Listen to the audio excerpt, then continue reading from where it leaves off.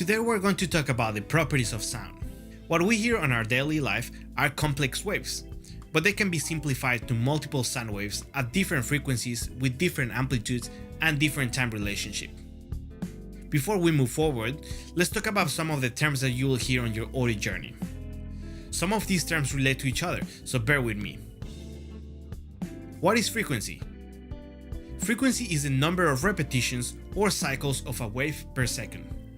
The lower the frequency, the less cycles per second, or vice versa. Higher the frequency, the more cycles per second. Frequency is measured in hertz. The human ear frequency range goes from 20 Hz to 20 kHz. This will change as you get older. So let's have a listen to some examples.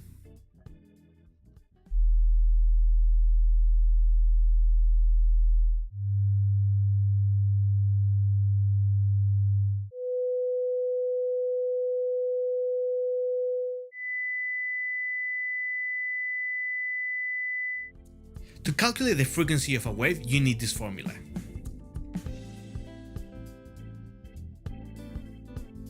What is wavelength? Wavelength is the distance a wave travels in the time it takes to complete one cycle.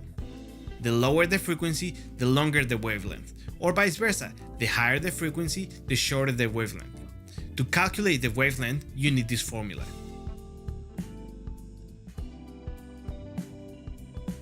What is amplitude? Amplitude is how loud a wave is. Amplitude is measured in decibels or dBs. What is period? Period is the time it takes a wavelength to complete its cycle. To calculate the time, you need this formula.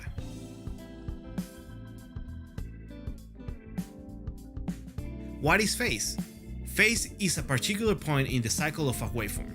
Phase is measured as an angle in degrees. For example, 0, 90, 180, 360 degrees. Don't get confused with phase and polarity.